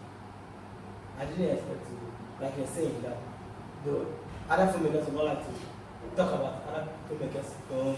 Right. But when I saw it, I was so humbled. I was excited to hear a filmmaker that we all have like. She's controversial too. Yeah. Yeah. Yeah. It's not good. So when I saw it, I was like, wow, amazing. I've sent her a screener anyway for a different purpose. Not because I just wanted to screen. I sent her a screener for a different purpose. Okay. And then she watched it, and this moment I saw someone share that, and I was like, wait. I saw the poster, Keteke poster, and I was like, oh, she's not even my friend on Facebook. I've not met her before. So who sent it to you? How did you see it? No. Actually, she tagged you? No, she didn't tag me. Someone saw it and shared. Okay. And that person happens to be my friend. Okay. And but I got it through Leila through Aditiana. Okay. But they are not friends, not meant. Okay. So yes, that's okay. And I saw it and I was like, whoa. And the whole is the best films. And I was surprised, like yeah, not movies made by Kohansan, not movie made by Shelly, not movie made by who? Go on the producers. She said this is the best film she's seen. I mean, even though she's not the first one to say, but I think that coming from Leila was quite like. Did you feel satisfied? Like, I feel because you know Leila make good movies. Yes, she makes very good movies. So to say that, yeah. I felt good. Even though I was humbled, I didn't allow it to just swallow my head and get carried away. Yeah. I felt humbled, and I felt it was a good compliment. And it's good to hear that as I put in so much effort into a film like this. Yeah. I must admit on Facebook Live that and on this show that Keteke is not a perfect film. Keteke is not a perfect film, but we did our best. We did our best to make sure that it meets standard or beats it. And I think that I've seen people post and say Keteke has set a new bar, a new standard. Yeah. And I'm saying that, and I'm happy to hear that our efforts have never been in vain. People have said it's a win of change for Ghana film industry. I've seen all this. And we wouldn't take anything below Keteke. I've seen all this. Every year was yes. Every year was a fantastic film. So if he also says that, then you see that people are really accepting Keteke. Now I want to ask you, were you at the premiere? Yeah, I was at. Did you take a picture at all? You don't like taking pictures? Yeah, I know, that's so strange. But my PR asked me to start taking pictures. But did you take pictures on that? Yeah, I took pictures. I was not ready. No, they started sharing some pictures online. Mine is not even part yet. Yes, I've been seeing a single picture of you. It will come. It's just I don't like so much attention, but the job yes. calls for it. So I mean, I'm learning to. I should just do my thing, and then people like it. My way should talk for itself. I don't want to be talking to myself later, but showbiz is not like that, unfortunately. Showbiz No is way. that you have to talk for it. So yeah. Please, I'll start talking about my ex, And how do you feel when you saw like the audience, like people who tuned in to watch the movie? was amazed. I was amazed being a first-time filmmaker. Yes. And no one knows me. And this guy has made a film. And Keteke, everywhere Keteke. And people will come. I called Kofi Asama. Kofi Asama is my very good friend. So people, to all those people think that Kofi Asama and I are in some kind of friction. Someone asked me personally, there's some tension Kofi Asama. Really? And yeah, and you don't seem to be sharing ideas. I said, no, it's not true. Kofi Asama and I talk a lot. We share ideas when they have projects coming up, because we share ideas on it. So I got Kofi Asama. So when you are premiering your first film, Calibre in China, Yeah. how was it feeling? Because it's a challenge. You have a nickname because you work like working. So I don't keep busy. Like at the point I thought people going to come, people going to watch this, people going to do this. I said yes, I'm also feeling the same thing. So I want to people come. That's normal. So we talked and then like 30 minutes or something on phone and things like that. And I said, okay, if it seems to no problem. The truth is that he's experienced before. I would like to that people that have experienced anything before. Don't be afraid to call on them. Right. See, one thing that I'm not writing about is that thinking about the idea and writing the script and telling the story, I think that I can manage to do that so well. But someone knows strong somewhere. True. So speak with them. Because someone has things to speak to me on when it comes to make a film. Yeah. I also have things I speak to him on when it comes to make a film. So we are friends. So when I got there, I was like, oh, if you told me this, like I shouldn't want people are going to come in. I don't take them for granted that because they are coming, so I'll come to disappointed with a film. No, I'm making a good film for you to come and watch. Excellent. But good films don't sell themselves. A good film cannot sell itself. Yeah. You need to market it. You can't say, I made a good film, so I'm going to sit in my house and then the film will market itself. No. No way. It's wooden. It's wooden. You need to make noise about the film. You need to talk about it. You need to tell people that I made a good film. Come and see it. And then they come and see it. And that's what we did with Keteke. People came to see it. And trust me, several people, Justice is the manager, he said that all showing, 9 showings, there was a standing ovation for Keteke. Everybody clapped. Every time. Yes, he showed me the message when you sent it to a friend, like his chat. They're monitoring. I mean, they have more people monitoring. Yeah. And this every time the show ended, there was a standing ovation for Keteke. I was like, wow. And trust me that after Keteke, I'm yet to hear a negative review. I mean, the review I've been hearing, which if it's negative, then fine, is that they felt people had been wrong and they wanted more. I was in the hall on Monday, and behind me, I didn't know anything about Keteke. It ended, I'm like, we want part 2, we want part 2. I'm like, wow. Are you thinking of part 2? No, I wouldn't just sequel. Keteke has ended. You know, the goal of this couple is to get to Akete, to catch a train and get to Akete to Lagos Mother. And the second was to go and deliver. Now they delivered on the way and they got in the train that was taking them to Akete. They were achieved their goal. They want to get to Akete. And they You didn't wouldn't do it. How did do that? What if someone approaches you that? We do a different story. What if the person wants a sequel of Keteke? No, we can always write it. Okay. It means I need to, we can always explore a different dynamic to Keteke. But Keteke as a stand has ended.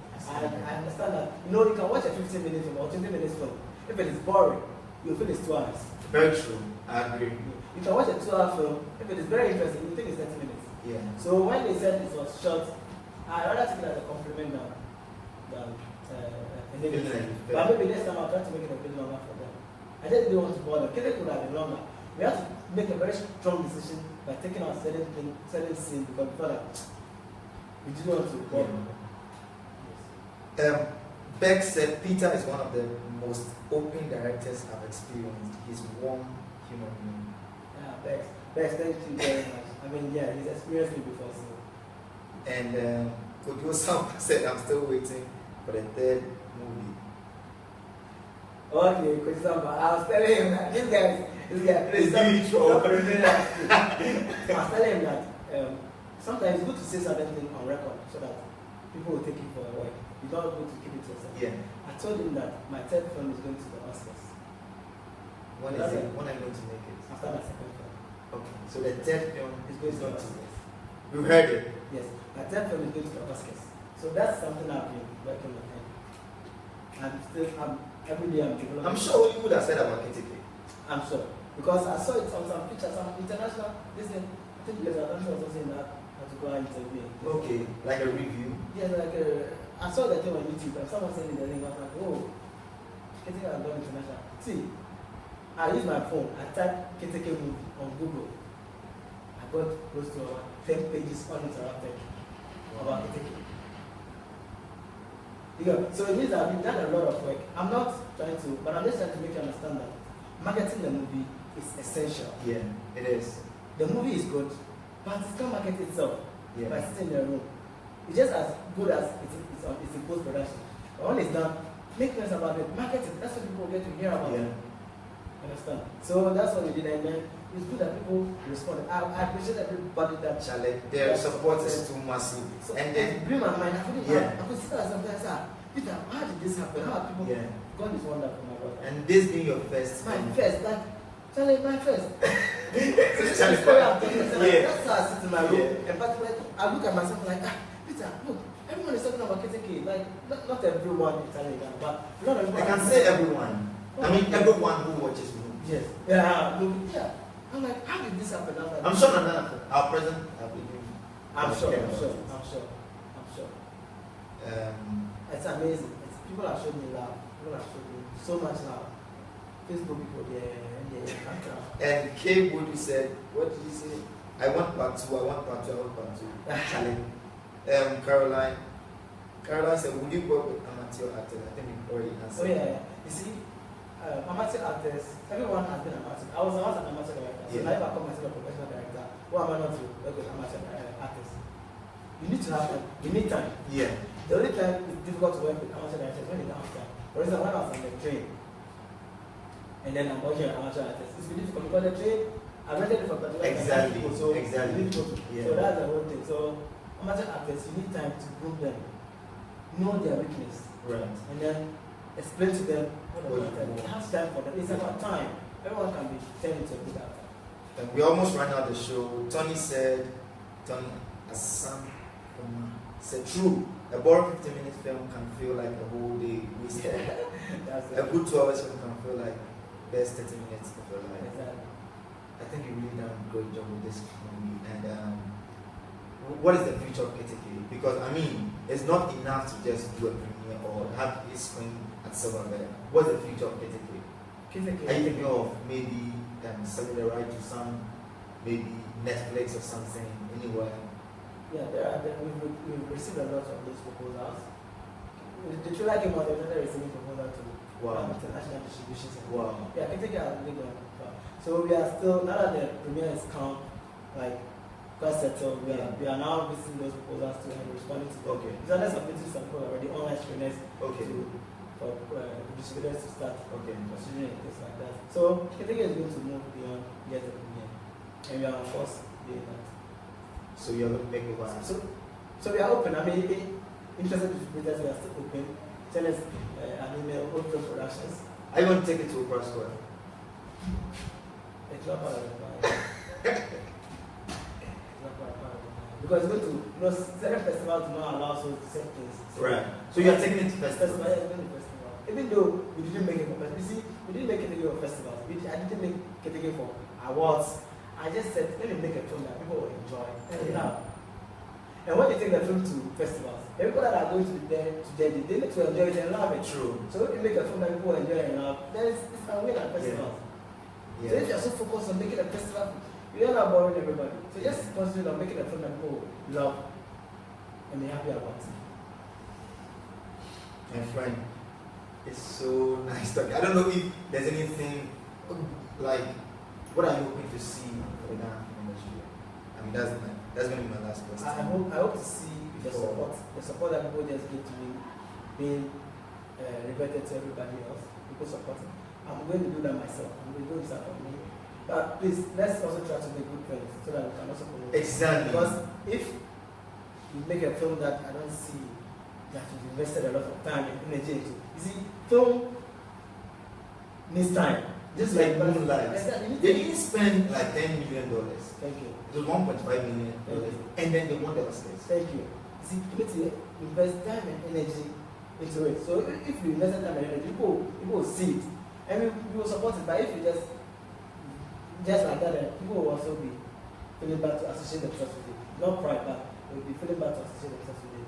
But I mean that if they are doing something good, people will support you. The reason why people supported me is that they thought I was doing something good. Okay. Once you're on a good cause, people will be there to support you. Are you having a threat from any filmmaker? No, I can't. No. No one doesn't feel like you're a threat to them. No, I'm to their business. I'm not first directly yet. Maybe it's happening, I don't know, but I don't believe it's happening. Because I don't have issues to do, but I think I'm cool with a lot of people. But if people are not cool with it. Have you ever met Shelly? The only time I met Shelly was when I was interviewing, when the men's class, Right, yeah. we were interviewing some of the students and things, and I was the one directing some of the interviews. So Okay. I was the one directing Shelly's interview. Have you had any review for now? No, not yet. I don't know if she's listening. Even though we asked her, she's giving an invite. I don't Okay. know. Your last word to your fans. My last word is going to come in a long distance, but let me just say this: that I'm so appreciative of your support throughout this Keteke period. I mean, started from Master Entertainment.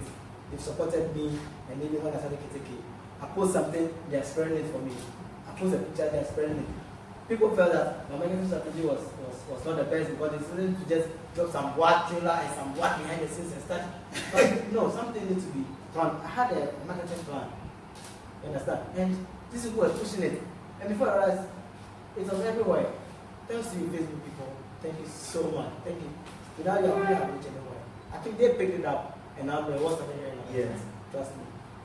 And I'm so appreciative. Thank you very much. I don't take it for granted, and I really appreciate it. Thank you for the support. As you supported me, I hope you do the same to other people also.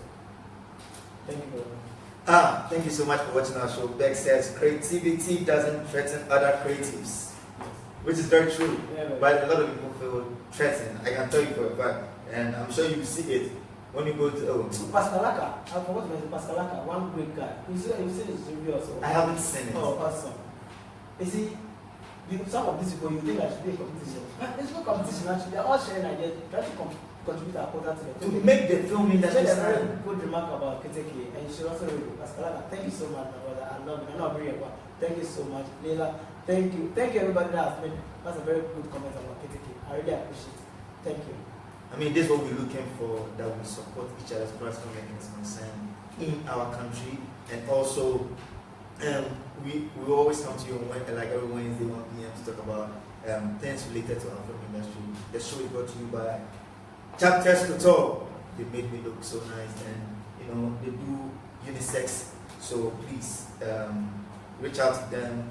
Their number is 02466 and 89. Please.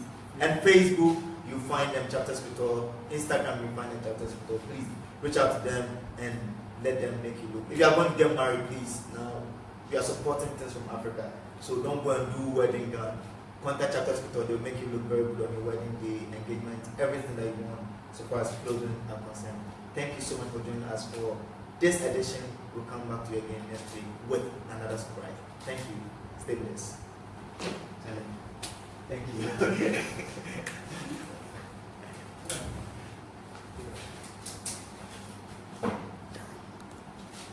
I have to end it.